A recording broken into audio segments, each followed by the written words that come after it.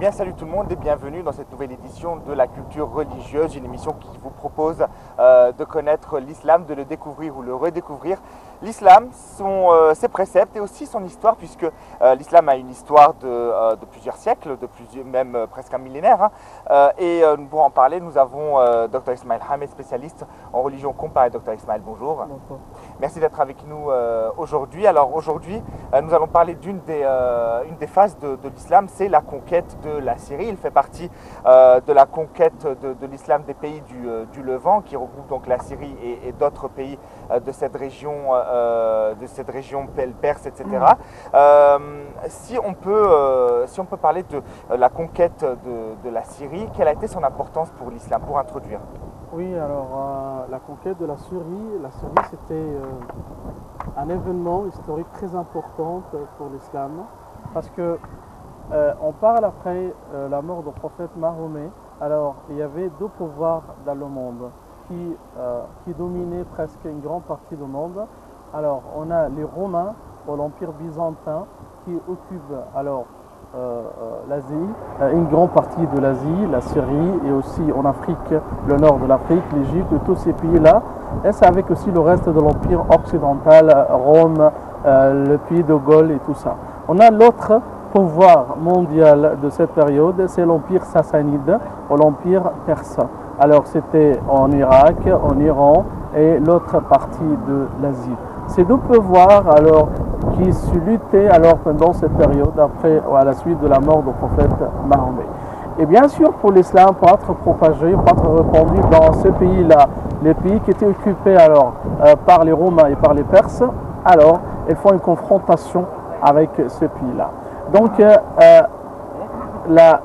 l'importance ou la valeur de les conquêtes, c'est pour informer le peuple de la Syrie, le peuple de l'Égypte, le peuple de l'Irak pour l'islam, pour savoir. Alors il faut sortir avec l'islam de l'Arabie, parce que l'islam pendant la période du prophète Mahomet, c'était juste dans la péninsule arabique.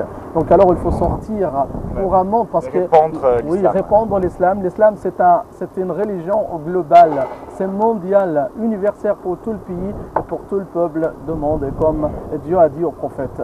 Donc après, à la suite de la mort du prophète Mahomet, on a la guerre contre les hérétiques au Harb Redda. Bien sûr, il y avait des gens qui prétendaient qu'ils sont des messagers de Dieu, ils sont prophètes comme Moussaïlem al-Kazab, al-Aswad al-Ansi, dans plusieurs pays de l'Arabie, entre les tribus arabes. Donc Abu Bakr, le successeur du prophète, le premier calife de l'islam, il a envoyé alors 10 armées alors dans tous les pays où il y avait les hérétiques pour combattre, parce qu'ici c'est une religion contre l'islam. Des gens qui disent que on est sorti de l'islam et on fait la guerre contre l'islam, on a des religions et quelqu'un qui dit que je suis équivalent du prophète Mahomet, c'est une vraie guerre contre l'islam. Voilà, c'est des gens qui voulaient semer la corruption sur terre. Docteur Ismaël, donc nous allons juste voir un petit commentaire pour nous donner plus de détails sur cette introduction et on revient après ça.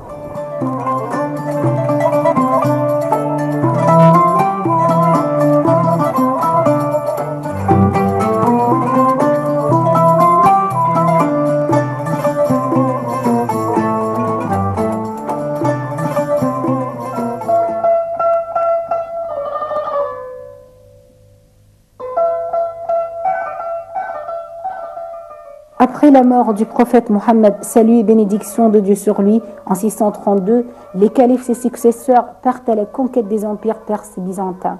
Ils vont notamment faire la conquête de la Syrie et la Palestine de 633 à 638. Une série de campagnes menées essentiellement sous le commandement de Khalid ibn al-Walid, Ubayd ibn al-Jarrah et Yazid ibn Abi Sufyan ont abouti à la victoire de l'armée musulmane et la défaite de l'empire byzantin. Ces campagnes ont commencé sous le règne de Abu Bakr al-Siddiq, premier califat, mais les batailles décisives ont eu lieu sous Omar ibn al-Khattab. À Médine, le calife Omar avait été prévenu de l'approche d'une armée grecque. Il en avertit son meilleur général, Khalid ibn al-Walid. Celui-ci réunit l'ensemble des combattants musulmans et après 5 jours de marche, fait face à l'ennemi. L'affrontement décisif a lieu sur les rives du Yarmouk, un affluent du Jourdain à une centaine de kilomètres au sud de Damas. La bataille du Yarmouk est une bataille majeure entre les forces musulmanes et les armées de l'Empire romain d'Orient. La bataille consiste en une série d'engagements qui s'étalent sur une durée de 6 jours en août 636 près de la rivière Yarmouk. La bataille est considérée comme une grande victoire pour les musulmans qui mettent fin à la domination byzantine en Syrie. Pour certains historiens, la bataille du Yarmouk est l'un des engagements majeurs de l'histoire et marque la première grande vague des conquêtes musulmanes. Elle est notamment à l'origine de l'expansion de l'islam au sein du Levant chrétien. Plusieurs villes syriennes ont succombé entre les mains des musulmans sans bataille, après que ceux-ci ont accordé un pacte aux habitants, leur garantissant la sécurité des personnes, des biens, des lieux de culte en échange d'une taxe. D'autres villes ont été conquéries après avoir été assiégées, comme Homs, Damas, El Roca et Jérusalem. Après un siège de 2 ans, les armées arabes entrent dans Jérusalem. Omar II calife aurait accordé un pacte aux habitants, leur garantissant la sécurité et la liberté de culte.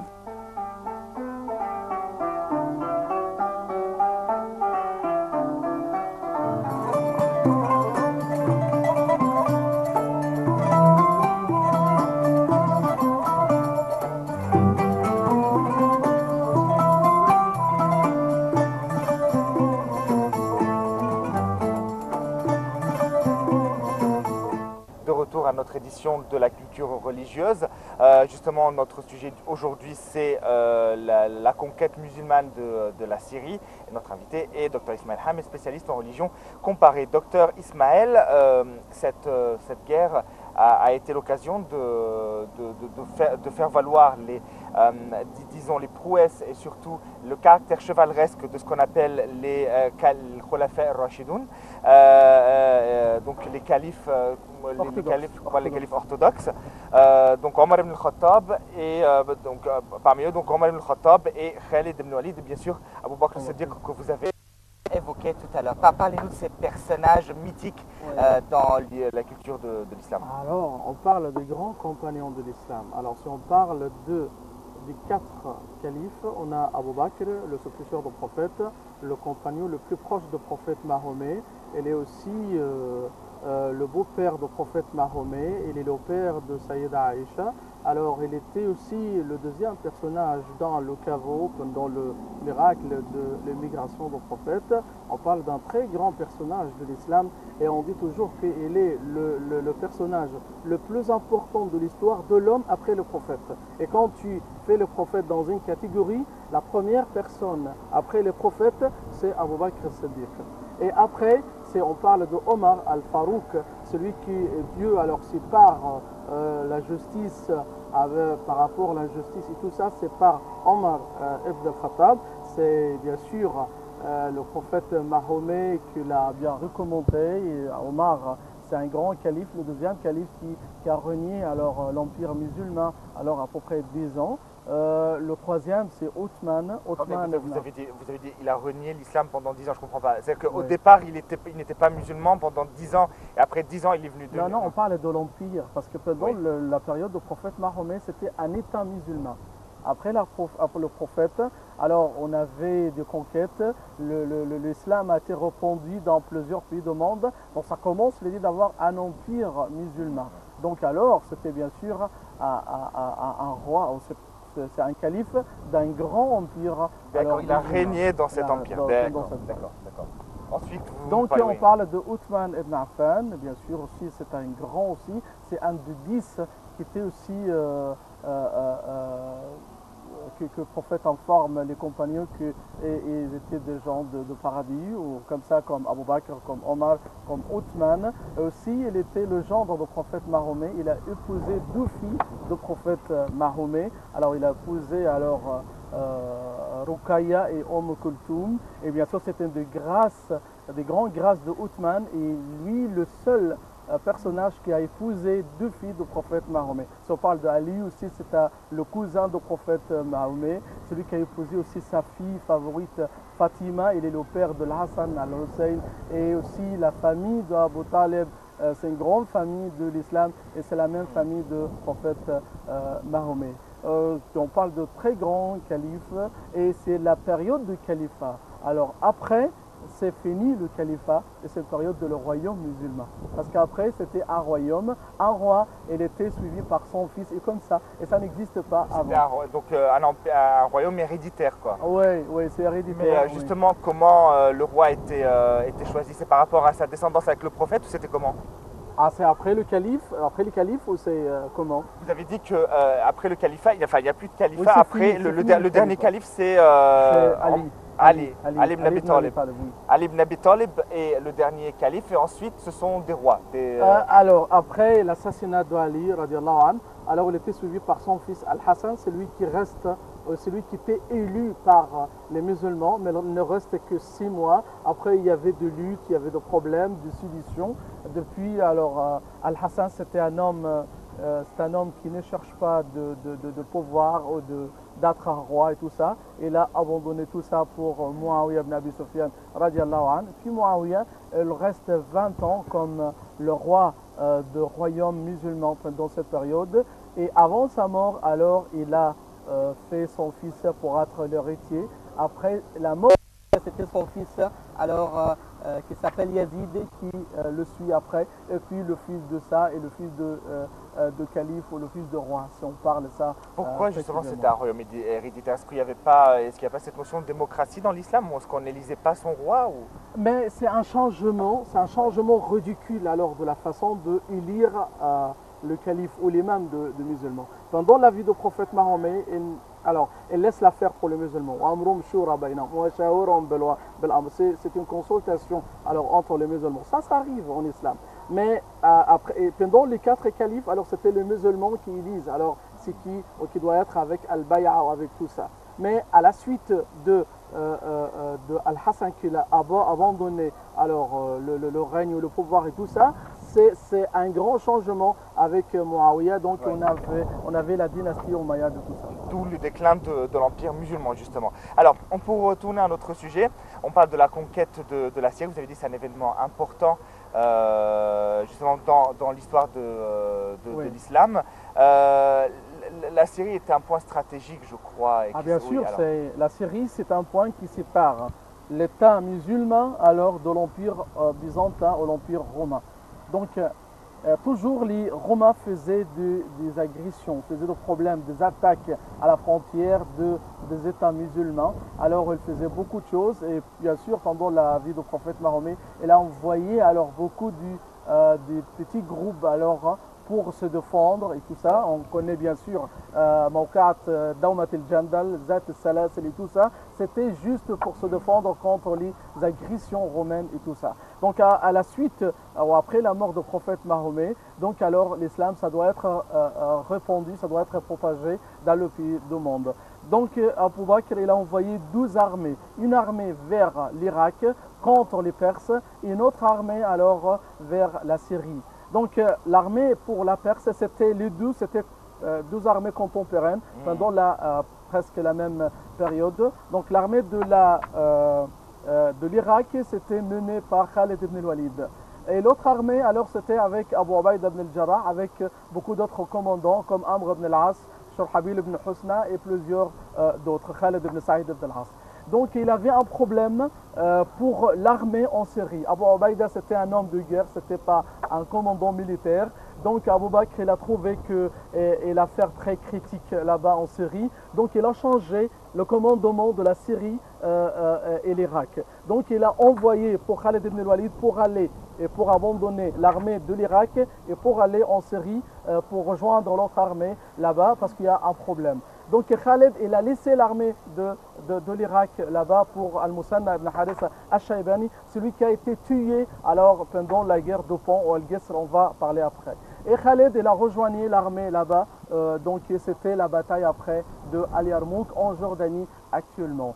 Pendant cette bataille, alors, les musulmans n'étaient pas plus de 40 000 personnes. L'autre côté, c'est l'armée romaine, plus de 200 000 personnes aux soldats. Mais alors, donc, justement, cette guerre, justement, docteur Ismaël, elle était pourquoi? C'était une guerre pour la conquête d'un territoire, c'était une guerre disons, obligatoire, c'est un ordre divin d'aller faire la guerre, c'était pourquoi cette guerre? Non, ce n'est pas un ordre divin pour faire la guerre. Alors, les Romains faisaient des attaques alors dans les frontières de l'État musulman. Donc on doit arrêter ça. C'était au début. Après ça, on doit informer le peuple de la Syrie qui comprend la Palestine, la Syrie, la Jordanie, le Liban. Le royaume de Syrie. Oui, donc alors le royaume de Syrie ou tout ça. Donc il faut informer le peuple là-bas de l'islam. Et ça signifie quoi l'islam? Les Romains, ils ont occupé la Syrie et tout le pays à côté.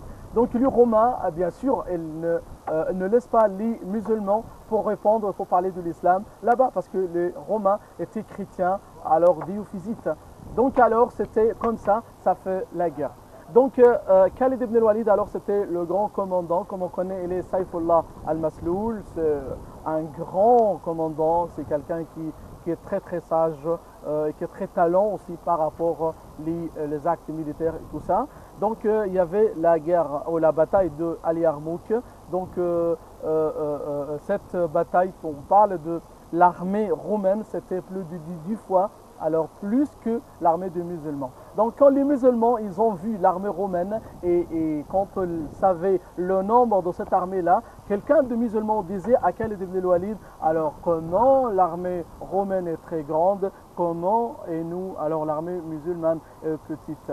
Khalid ibn al-Walid lui a dit que, alors mon ami, tu connais que alors la victoire n'arrive pas par le nombre, n'arrive pas par les armes, mais ça arrive par la foi. Et bien sûr, après une guerre ou une bataille féroce, alors les musulmans, ils ont gagné, ils ont fait une grande victoire sur les Romains, ils ont dispersé alors les forces et les armées romaines partout. Ils ont gagné une grande partie de la Syrie après cette bataille. C'était pendant l'année 15 après l'émigration du prophète Mahomet, c'est à peu près 636 après Jésus-Christ. Alors deux batailles décisives, hein. On va parler un petit peu, évoquer le front musulman. Donc par où les musulmans passent? C'est la Syrie. Ils passent par, je crois, par Yarmouk et Al-Qadisiyah, c'est ça? Ouais. Tu connais, alors Qadisiyah c'est en Irak, c'est autre chose, c'est autre sens. Okay. Donc alors, on a l'Arabie, donc tu vas tout droit pour la route de Médine, alors Médine tout droit pour la route de la Syrie ou la route de Blad Sham, c'est comme on connaît. Bien sûr, on a la route des caravanes, la route commerciale, qu'on utilise toujours, Rihlata Shita ou Saif. Alors, Rihlata Shita, alors c'était pour l'Yémen, Rihlata Saif, alors c'était pour la Syrie. Donc, les musulmans connaissaient bien la route pour la Syrie, c'est la même route du caravane commerciale, alors pour aller vers la Syrie. Puis, alors, ils ont trouvé une armée romaine avec 200 000 personnes aux soldats romains, alors qui étaient là-bas à Yarmouk, en Jordanie. Mais bien sûr, c'était une grande victoire, mais ce n'était pas une victoire décisive pour terminer alors la menace de Romains et tout ça. Donc alors, il faut une autre phase de bataille avec les Romains dans une autre bataille, c'est la bataille de Agnadine. La Syrie, à cette époque, comportait déjà des vestiges très importants. On a les ruines Petra, l'ancienne cité de Petra. C'était d'ailleurs Petra, c'était la première cité à tomber dans les mains de l'armée musulmane. Bon, les vestiges sont toujours là, de Petra, qui sont toujours visités. Justement, moi j'ai envie de vous demander, après le passage des musulmans en Syrie, quels dégâts a été commis dans le pays? Rien du tout. Oui. Alors, d'après les traditions historiques, les historiens ne nous parlent pas que les musulmans ils ont... Alors, les villes historiques ou les sites historiques comme les bêtes de Daesh, ceux qui ont détruit alors beaucoup de sites historiques, le musée de Daesh, oui. Alors c'est de Tikrit, à Moussoul, ils ont détruit le musée là-bas. Ça n'existe pas en islam. L'islam respecte alors, ça c'est de patrimoine. Il y a une grande différence entre les idoles de l'idolâtrie, les choses que les gens adorent, les statues que les gens adorent, et aussi une statue historique qui est considérée comme un document. Non, les musulmans respectent bien alors l'histoire, les monuments, les sites historiques et tout ça. Et alors, aucune mention, aucune chose que tu mentionnais dans les livres des historiens qui nous parlent de destruction et que les musulmans faisaient tout ça. Mais alors, c'est toujours les musulmans suivent toujours alors les ordres du prophète Mahomet, d'avoir toujours la pitié, la merci avec les autres, le respect, de respecter aussi les non-musulmans et tout ça. Non, alors, toujours les musulmans alors nous donnent toujours des grands exemples alors de tolérance et de respect envers les autres. Oui, c'est pour cela que, heureusement d'ailleurs, que l'islam n'impose pas la destruction du patrimoine, sinon des grands vestiges comme les pyramides ou ces vestiges millénaires seraient détruits par les musulmans. Oui, oui. Oui, le sphinx. Alors, quand les musulmans ils sont arrivés en Égypte, ils ne font pas aucune chose. Alors en Égypte, comme le sphinx, ça on va parler aussi. On va en parler, bien entendu. Docteur Ismaël, si vous le voulez bien, on va faire une petite pause. On va vous proposer de visiter le musée de la faïence tout de suite et on revient après ça.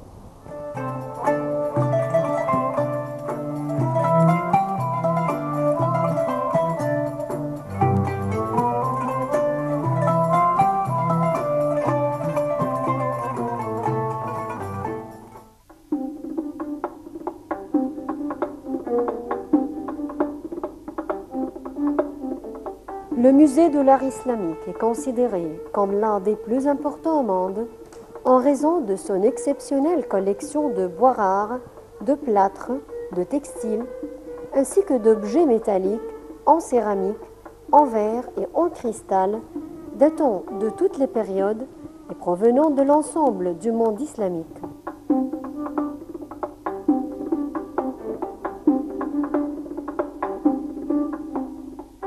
Abritant plus de 102 000 objets, ce musée abrite l'une des plus importantes collections d'art islamique du monde, avec des collections datant du 7e jusqu'à la fin du 19e siècle, provenant d'Égypte et des pays arabes, mais aussi d'autres pays où l'empreinte islamique fut profonde.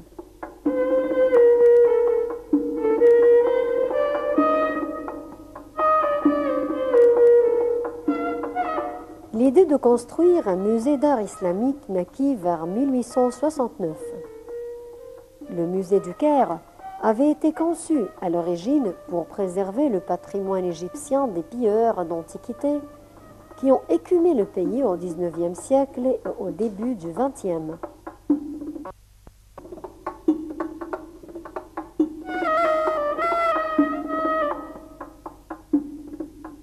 L'architecte allemand Franz Pacha, qui était à l'époque responsable des Waqf, ou les legs pieux, avait alors rassemblé toutes les pièces anciennes et intéressantes se trouvant dans les monuments de la ville du Caire et dans les ruines de Fustat.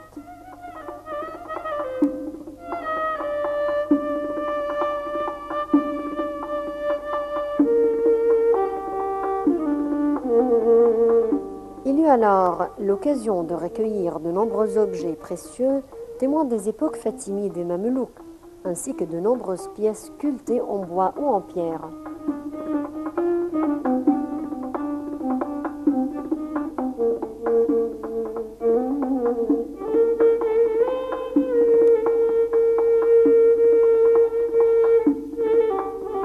À l'époque, ces quelques 3000 pièces étaient conservées dans la cour de la mosquée Al-Hakam. Cependant, ces locaux devinrent vite étroits. C'est vers 1899 que la construction du bâtiment de style néo-arabe, qui allait devenir le musée d'art islamique, débuta, pour finalement être inauguré au cours de l'année 1903.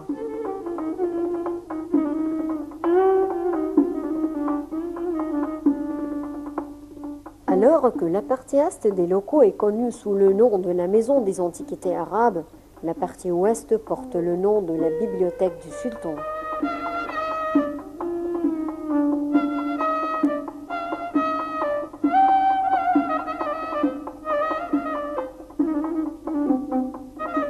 Faisant face au Caire historique, ce musée possède deux entrées, une sur le côté nord-est et l'autre sur le côté sud-est. À une époque, un superbe jardin avec fontaine menait à la première entrée.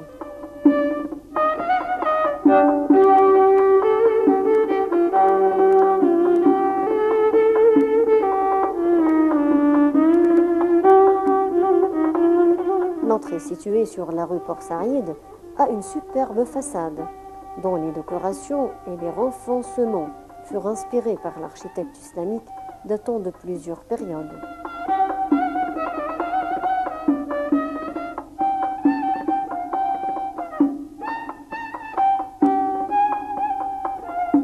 Ce musée est un bâtiment à 2 étages dont le premier comprend les salles d'exposition et le deuxième les réserves générales. Le sous-sol contient une réserve utilisée par le département de restauration.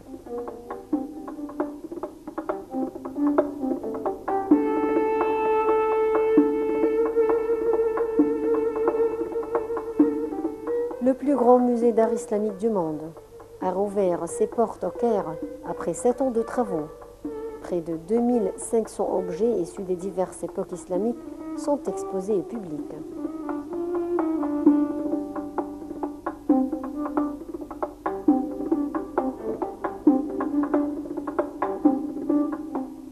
Cette rénovation s'inscrit dans une politique générale de restauration des monuments historiques dans les vieux quartiers islamiques du Caire.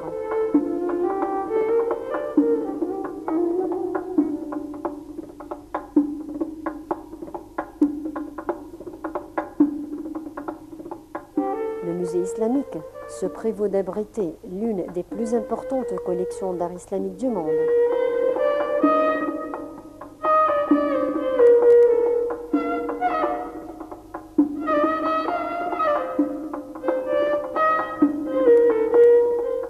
Parmi les pièces les plus remarquables, il y a une clé incrustée d'or de la Kaaba, l'édifice central de la grande mosquée de la Mecque et le plus ancien dinar islamique connu, datant de l'an 697. Plusieurs manuscrits rares du Coran sont également exposés, ainsi que des tapis persans, des céramiques ottomanes, des vases, des mouches arabillées.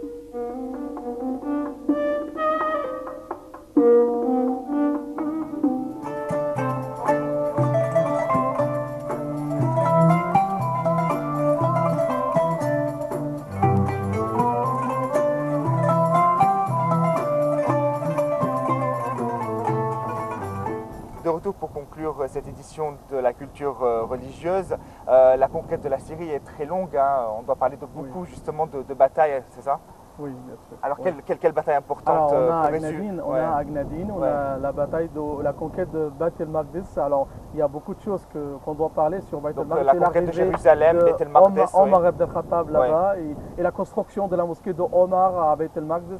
Il y a beaucoup de grands événements là-bas. Eh oui, donc une bataille très importante dans l'islam. On aura l'opportunité d'y revenir ultérieurement. Je remercie mon invité, Dr Ismaël Hamed, spécialiste en religion comparée, d'avoir été avec nous. Je vous remercie, chers téléspectateurs, de nous avoir suivis. Je vous retrouve très bientôt. Assalamu alaikum.